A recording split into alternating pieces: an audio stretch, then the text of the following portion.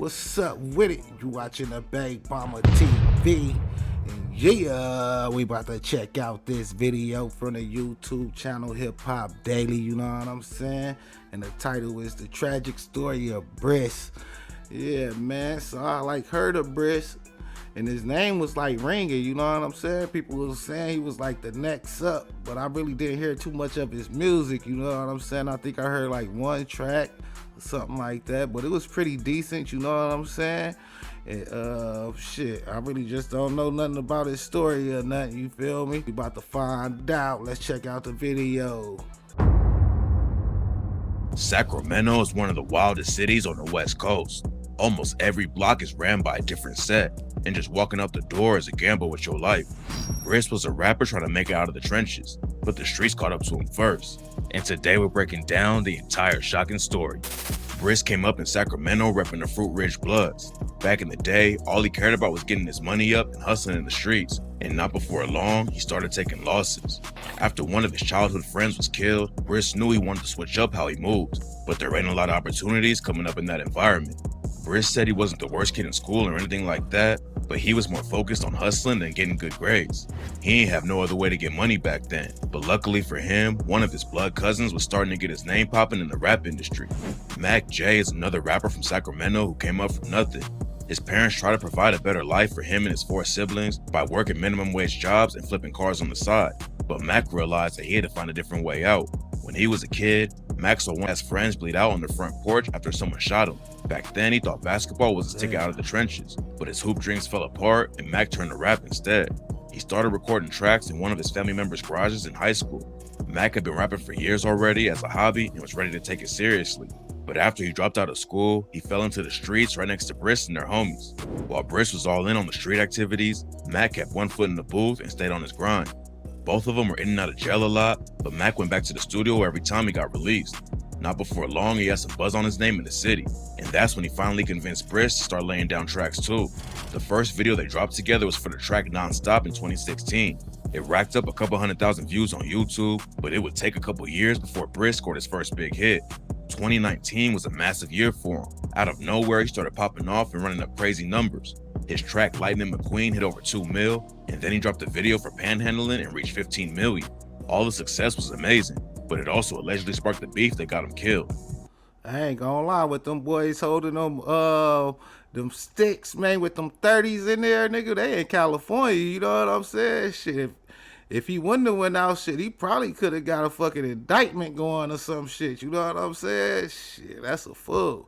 In an interview with Rap Shack, Bris said there was a lot of drama in music. All he wanted was to make it out of the streets, and he told everyone watching that you should never get involved with them if you're not born into it. Bris had been in the trenches for years, but 2019 is when all his beef went public. A rapper named Uzi Marcus dropped the track 42K and said, "Keep it real, you niggas ain't killed a fly, and if it's money on my head, why the fuck I'm still alive? You niggas ain't popping shit, they really just talking shit. Where they at? I'm right here on 42nd with the stick. Lil Bris, he a pussy, and Lil Danny, he a bitch. Keep playing, I'll be outside your grannies with the switch." The beef between Uzi and Bris picked up a lot of publicity, but the issues went way deeper than just those two. Both of them was on different sides of a wild beef in Sacramento that turned the city into a war zone. Bris was rocking with a dude named CML Lavish D, who's affiliated with a set called the G Parkway Stars, while Uzi was tied with Mozzie. But before we get into why Bris was brutally killed in his own city, let's break down what was going down behind the scenes. I ain't gonna lie, them guns look good for the video, but they had some shit that was big enough to get their ass locked up, for real. Mozzie came up in a Sacramento neighborhood called Oak Park. His mom was a drug addict and his dad was locked up, so Mozzie hopped in the trenches to support himself. While he was in and out of jail for charges like illegal possession of a firearm and evading the police, Mozzie was also putting in work in the booth. 2010 is when he first started dropping music, but 2014 is when it really started popping off. He dropped a diss track aimed at Lavish D called I'm Just Being Honest and rapped, "We can pistol play, but that ain't something you want to do. I'm just being honest. Lav never caught a body, I'm just being honest." Mozzie wasn't the first one to take a shot. Man, that's funny. To this day, I never knew that was a diss song. I'm just now finding that out there. So, Lavish D's homie Lick rode into Oak Park and shot an entire music video. Then Mozzie clapped back with the truth, and less than a day later, one of his homies was killed over the situation. A dude named Zilla Zoe was in the music video with Mozzie while he was calling out the ops by name, and a few hours after the track dropped, someone called Zilla and shot him to death. But Zilla wasn't the only victim in their beef though. Lavish D was at a mall in Sacramento with his crew when he spotted Mozzie's manager. They all put hands on him and posted a video of the situation online, which was a bad move for Lavish D.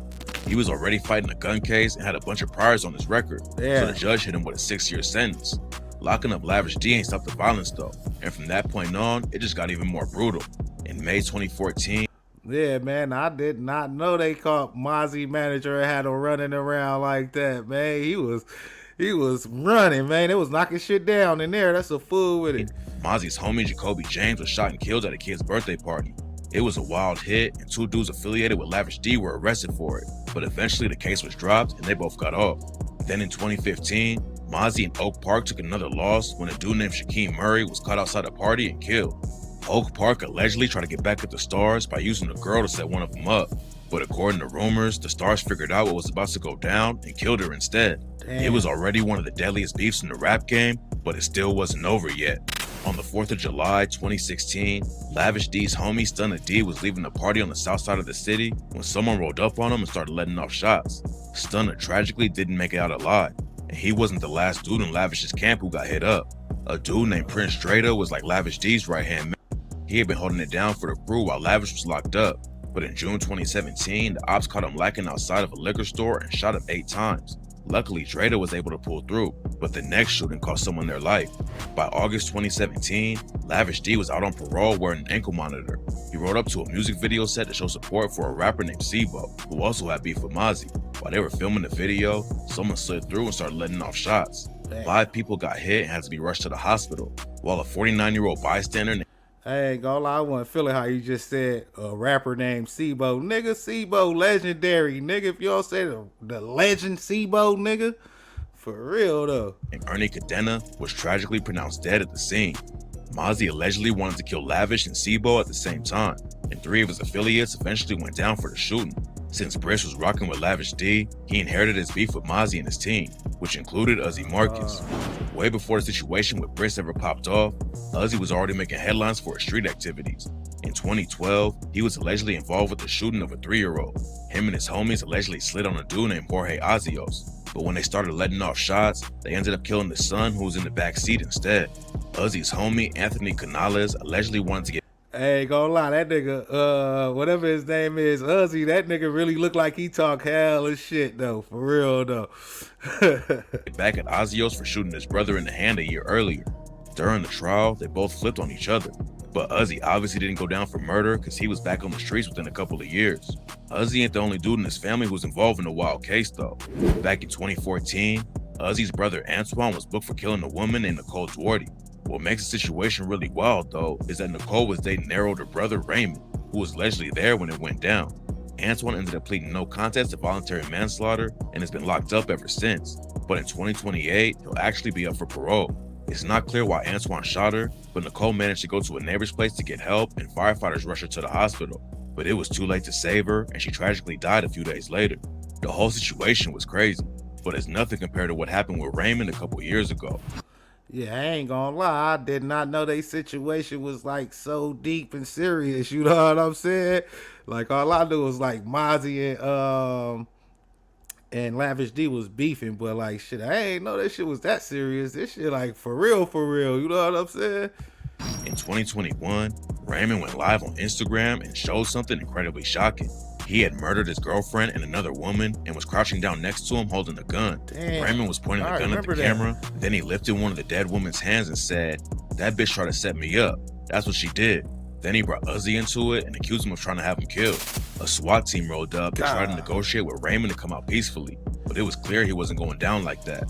They had a standoff with him for 8 hours, then finally started throwing in tear gas grenades. Raymond still tried to fight them off, but after they tased him, he went down hard and got booked for double homicide. Uzi went on No Jumper and talks about the situation later. He said he was never really that tight with Raymond because he was locked up for 6 years back when they were young. Uzi also said that Raymond had some serious mental issues. I couldn't never really, like I said, I never really got close to my brother all the way. Because he was always living a whole nother life than me. We never really, I grew up as I was a grown man, so I never was around siblings or nothing. Once I did what I was doing, I was away from home, everybody. Right. But shit, that shit just, it struck me though. It surprised the shit out of me. I thought that shit was fake or something. Well, especially because your name was in it. So, yeah, no, but after that, I was just like, man, this mental issues, people got mental issues. He had no idea why he Yeah, I ain't gonna lie, man. Them mental issues real, especially like when you be doing shit. Like when you done did certain shit, nigga.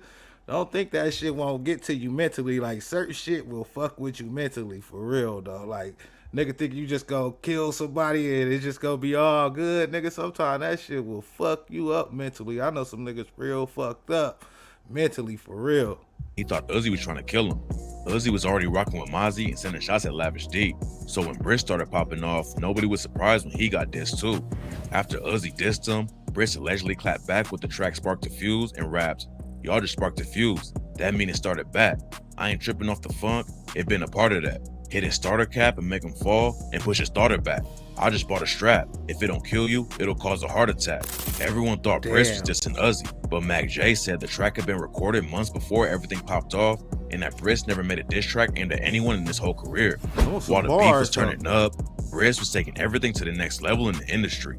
He dropped a collab tape with Mac J and another one with his homie G-Man. His fan base was growing every day, and a ton of powerful people in the industry had him on their radar.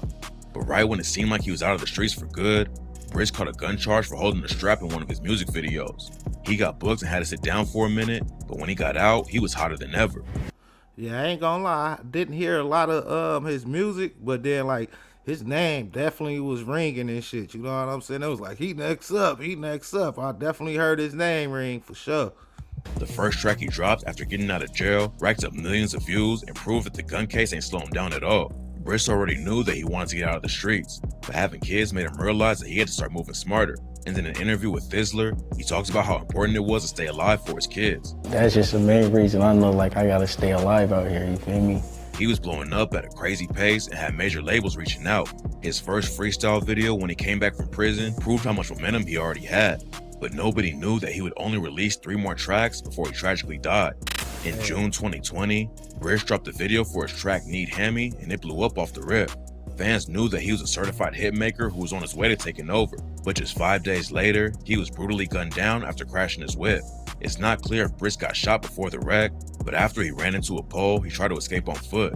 Unfortunately, the ops were too quick though, and they caught up to him and shot him in the back. Fruit Ridge and Oak Park have always had problems. Uzi and Bris had beef, plus they were all tied to the Mozzie and Lavish D war. So after Bris died, a lot of people jumped on the idea that Oak Park was behind the hit. Another crazy detail about the situation is that Bris used to be in a relationship with Uzi's baby mama. According to rumors, he cheated on her and got someone else pregnant, so she linked up with his op to get revenge. All signs pointed to Uzi and Oak Park killing Bris, but then a dude named Moses Hirschfield ended up getting booked for his murder.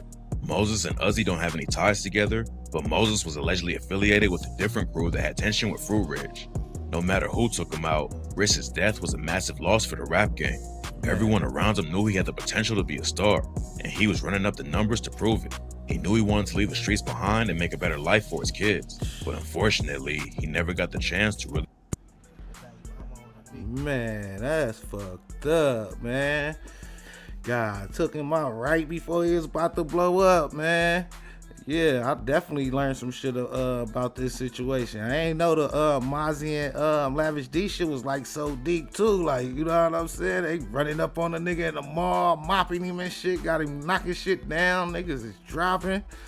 Yeah, man, I ain't gonna lie though. They gotta try to figure this shit out though, man, cause this shit a cycle, man. Not just like out there, shit, just like all over the place, man. Shit, when niggas go get it together, man, and focus on getting that bag, you know what I'm saying?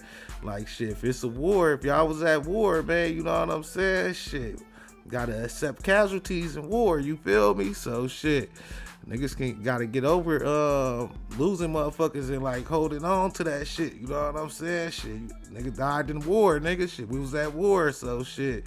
You know what I'm saying? And niggas ain't conquering nothing really in a lot of situations, you know what I'm saying? Like, shit, for real, if you go war with niggas, shit, you gotta take over their territory to win something, nigga, for real, though, you know what I mean? Cause shit, really, nigga, like, it really ain't no winning this shit, you know what I'm saying? Shit, niggas just gonna keep dying and shit. Niggas emotions and shit, you know what I'm saying? If niggas can see it as like, nigga, shit, we was at war, nigga, and niggas died in war, you know? It's the troops now, nigga, you know what I'm saying? And shit. And motherfuckers gotta start getting on niggas that be starting shit too, you know what I'm saying? Like, everybody shouldn't have the power to be able to start certain kind of shit, you know what I'm saying? Shit, like, if nigga do a violation shit, y'all might have to just take a nigga out, you know what I'm saying? But yeah, man, I learned a lot of things though, man, in this video, man. I ain't know about, wasn't aware about, man. It's a tragedy. He lost his life so young. It was on his way up, you know what I'm saying? But yeah, man, let me know what y'all think in the comments. Like, share, subscribe to the Big Mama TV. Until the next time, peace.